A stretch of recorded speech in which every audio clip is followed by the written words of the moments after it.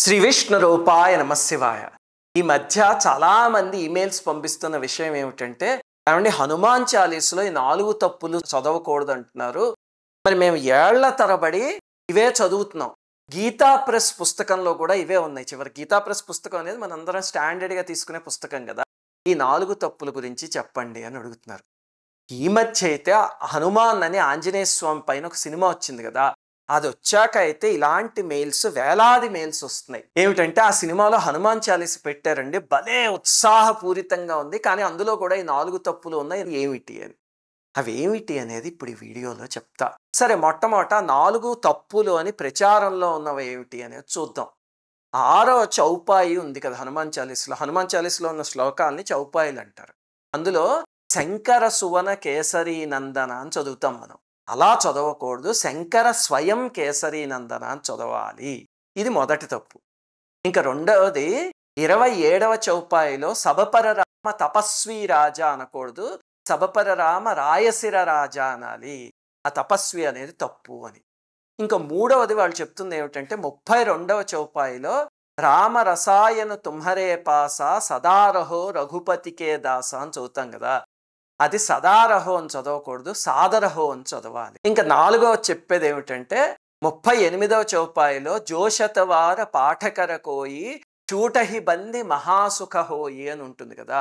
అక్కడ జో అనకూడదు, అది తప్పు. యహశతవారం చదవాలి, ఇది కరెక్టు. ఇవి బాగా ప్రచారంలో తప్పులు అనబడుతున్న 4 చౌపాయిలు. మొట్టమొదట ఒకటి గుర్తుపెట్టుకోండి, ఎవరైనా ఇలాంటి చక్కగా మనకి సామవేదం వారో చాగంటి వారో అలాంటి ఉపాసకులు ఉన్న తెలుగు వాళ్ళ అదృష్టం. వాళ్ళు ఎక్కడో అక్కడ హనుమాన్ చాలీస గురించి చెప్పే ఉంటారు కదా. వాళ్ళు చెప్పింది ఒకసారి వినండి, వింటే మీకు అర్థమైపోతుంది. సరే, ఇంతకీ ఈ పైన చెప్పిన 4 కూడా తప్పులు కాదు. మీరు ఇలా చదివినా తప్పు లేదు, అలా చదివినా తప్పు లేదు. వాటిల్నే పాఠాంతరాలు అంటారు. లలితా సహస్రనామం చదువుతున్నారు అనుకోండి, అందులో సుమేరు శృంగ మధ్యస్థ అని ఒక నామం వస్తుంది. దాన్నే సుమేరు మధ్య శృంగస్థ అని చదువుతారు కొంతమంది. ఇందులో ఏది తప్పు ఏది కరెక్టు అంటే 2 కరెక్టే. వాటిల్నే పాఠాంతరాలు అంటారు. ఏ పాఠమైనా చదువుకోవచ్చు. అలాగనే హనుమాన్ చాలీసులో ఈ 4 పాఠాంతరాలు. సరే, ఇప్పుడు మీకు ఇలాగైనా చదవచ్చు అని తెలిసిపోయింది కదా. ఇంకా కావాలంటే వీడియో ఇక్కడ ఆపేయండి.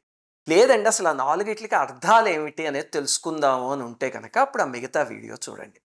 ఈ 4లో మొట్టమొదటిది కొంచెం ఆలోచింపజేసేది. 6వ చౌపాయిలో శంకర స్వయం కేసరీ నందన అనాలి, శంకర సువన్ అనకూడదు. సువన్ అంటే కుమారుడు అని అర్థం. ఆంజనేయ స్వామి శంకరుడు కుమారుడు కాదు, ఆయనే శంకరుడు, అందుకని అలా అనకూడదు అని. ఇలాంటి సందేహాలు ఏదైనా వస్తే శాస్త్ర ప్రమాణం ఏమిటి అనేది చూడాలి. ఆ శాస్త్ర ప్రమాణం ఎలా తెలుస్తుంది? ఆంజనేయ స్వామి పుట్టుక చూస్తే తెలుస్తుంది. ఆంజనేయ స్వామి పుట్టుక ఎక్కడుంది? వాల్మీకి రామాయణంలో చాలా క్లుప్తంగా ఉంది. అది వాల్మీకి రామాయణంలో లేని హనుమంతుడి విషయాలన్నీ పరాశర సంహితలో ఉంటాయి. పరాశర మహర్షి పరాశర సంహిత అని రాశారు, అద్భుతంగా ఉంటుంది. అందులో ఆంజనేయ స్వామి శివకుమారుడు అని రాశారు. అందులో స్పష్టంగా తత్తేజ పార్వతీ గర్భే నిధాయ విరరామ ఫలబుద్ధ్యాతు తత్తేజ స్వాప్య భక్షయదంగన అని రాశారు. అంటే అర్థం ఏమిటి అంటే, ఒకసారి పార్వతీదేవి పరమేశ్వరుడు వనంలో వానర రూపంలో సంచరిస్తూ క్రీడించారు. పార్వతీదేవి కోరిక, అందుకని పరమేశ్వరుడు పార్వతీదేవి ఆ రూపం తీసుకున్నారు. అలా క్రీడించినప్పుడు పరమేశ్వరుడు తన వీర్యాన్ని పార్వతీదేవి గర్భంలో నిక్షిప్తం చేశాడు. ఆ తల్లి ఏం చేసింది? శివతేజస్సును తీసుకువెళ్ళి అగ్నిదేవుడికి ఇచ్చింది. సేమ్ కుమారస్వామి కథలాగా. ఎందుకంటే పార్వతీదేవి గర్భం దాలిస్తే పరమేశ్వరుడి వీర్యంతో ఆ శక్తిని భువనాలు తట్టుకోలేవు. అందుకే గణపతి కథలో అయినా, కుమారస్వామి కథలో అయినా, అయ్యప్ప స్వామి కథలో అయినా, లేకపోతే ఆంజనేయ స్వామి కథలో అయినా పార్వతీదేవి గర్భం దాల్చదు, శివవీర్యాన్ని వేరే చోటకి తరలిస్తుంది. అలాగా అగ్నిదేవుడికి ఇస్తే ఆయన వాయుదేవుడికి ఇచ్చాడు. అదే సమయంలో పుంజీక స్థల అనే ఒక అప్సరస ఒక శాపం వల్ల అంజనాదేవిగా తపస్సు చేస్తోంది, తనకి సంతానం కావాలి అని. అప్పుడు వాయుదేవుడు ఆ తేజస్సు తీసుకొచ్చి ఆవిడ గర్భంలో నిక్షిప్తం చేశాడు. అప్పుడు ఆంజనేయ స్వామి పుట్టాడు. అంటే శివ తేజస్సుతో పుట్టినట్టే కదా. అంటే ఆంజనేయ స్వామిని శివకుమారుడు అనుకుంటే తప్పే ఉంది. ఇది పరాశర సంహితలో ఉన్న ప్రామాణిక శ్లోకం. దీని గురించి చాలా వివరంగా ఆంజనేయ స్వామి జన్మరహస్యం అని ఒక వీడియో చేశాం మనం. కావాలంటే ఆ లింక్ ఈ వీడియో కింద డిస్క్రిప్షన్లో ఇస్తాం, అది చూడండి, తెలుస్తుంది. మరి అయితే ఆయనే శంకర స్వయం అంటే అదేమిటి అంటే ఆత్మావై పుత్రనామాసి అంటారు. శివవీర్యంతో పుట్టిన ఆయనైనా శివుడైనా ఒకటే అని ప్రామాణికం. అందుకని శంకర స్వయం అనుకున్నా శంకర సువన్ అనుకున్నా తప్పులేదు. గుర్తుపెట్టుకోండి, ఆంజనేయ స్వామి గురించి ఎప్పుడు ఏ సందేహం వచ్చినా రామాయణంలో దొరక్కపోతే వెంటనే పరాశర సంహిత చూడండి, అందులో ఉంటుంది. ఇంకా మిగతా 3 చాలా సింపుల్ అని చెప్పాను కదా, అయినా సరే అవి ఏమిటి అనేది చూద్దాం. 27వ చౌపాయిలో సబపర రామ తపస్వి రాజా అనకూడదు, సబపర రామ రాయసిర రాజా అనాలి. కారణం ఏమిటి అంటే రాముడు రాజు తప్ప తపస్వి కాదు, అందుకని అలా అనకూడదు అంటున్నారు. ఇది కూడా తపస్వి అన్న తప్పేమీ లేదు. తపస్వి రాజా అంటే తపస్సు చేసుకునే వాళ్ళకి ప్రభు, అంటే తపస్సులు చేసే వాళ్ళందరూ ఉంటారు, వాళ్ళని అనుగ్రహించే ప్రభు ఆయన. అలాగే తాపస్సుల్లో ఆయన గొప్పవాడు అని అర్థం. ఆయనే ఒక తపస్వి. అంటే రాముడు ఎక్కడ తపస్సు చేశాడండి? శ్రీరామచంద్రమూర్తి చేసిన తపస్సు ఏమిటి అంటే స్వధర్మ పాలన. అదే ఆయన తీవ్రంగా చేసిన తపస్సు. అందుకని ఆయన కూడా ఒక తపస్వి.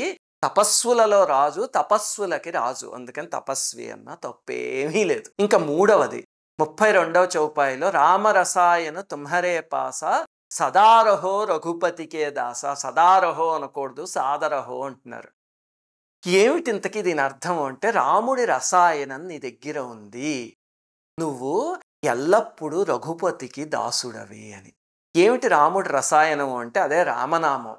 రసాయనం అంటే అర్థం ఏమిటంటే ముసలితనం నుంచి, వ్యాధుల నుంచి రక్షించి, రామనామం ఏమిటి అంటే మోక్షాన్ని కూడా ఇవ్వగలదు. అది ఎప్పుడు ఎవరి అధీనంలో ఉంటుందంటే ఆంజనేయ స్వామి అధీనంలో ఉంటుంది. అందుకే రామనామం ఎక్కడ జరిగినా చివరికి ఒక కోతి రూపంలో అయినా వచ్చేస్తాడు స్వామి, అంతే. మనం మనస్ఫూర్తిగా చేయగలిగితే ఆయన వస్తూనే ఉంటాడు. అది ఈ చౌపాయికి అర్థం. సదారహో రఘుపతికే దాస అంటే నువ్వు ఎల్లప్పుడూ రఘుపతి దాసుడివి అని. ఈ మాట అంటే ఆంజనేయ స్వామి పొంగిపోతాడు. ఇవి కూడా పాఠాంతరాలే, అదైనా చదువుకోవచ్చు, ఇదైనా చదువుకోవచ్చు, ఏమీ తప్పులేదు, భయపడకండి. ఇంకా 4వది 38వ చౌపాయిలో జో శతవార పాఠకర కోయి అని ఉంది కదా, ఇక్కడ జో అనకూడదు, యహశతవారు అనాలి అని. ఇంతకీ దీని అర్థం ఏమిటి అంటే ఇది 100 సార్లు ఎవరైతే పఠిస్తారో వాళ్ళకి బంధనాలవన్నీ తొలగి మహాసుఖాలని పొందుతారు అని దీని అర్థం. ఇక్కడ జో అన్న యహ్ అన్న మనం చెప్పుకోవాలంటే ఇంగ్లీష్లో ఇది అది, దిస్ దట్ అలా అన్నట్టు. ఏమిటి ఇది అన్నా అది అన్నా అందులో పెద్ద తప్పే ఉంది? అందుకని ఇది కూడా తప్పేమీ లేదు, ఇది కూడా పాఠాంతరమే. అలాగైనా చదవచ్చు, ఇలాగైనా చదవచ్చు. ఇప్పుడు అర్థమైంది కదా, భయపడిపోకండి. మీరు హనుమాన్ సినిమాలో ఉన్న ఆడియో విన్నా, అలాగనే మీ గీతా ప్రెస్ పుస్తకంలో కూడా అన్నీ సరిగ్గానే ఉన్నాయి. వాటిని పాఠాంతరాలు అంటారు. ఏదైనా చదువుకోండి. జయ వీరాంజనేయ. శ్రీమాత్రే నమః. అందరికీ నమస్కారం. మన ఆధ్యాత్మిక వీడియోల్ని 3 ఛానల్స్గా విభజించాం. 3 ఛానల్స్కి సబ్స్క్రైబ్ చేసుకొని పక్కనే ఉన్న బెల్ ఐకాన్ని క్లిక్ చేయండి.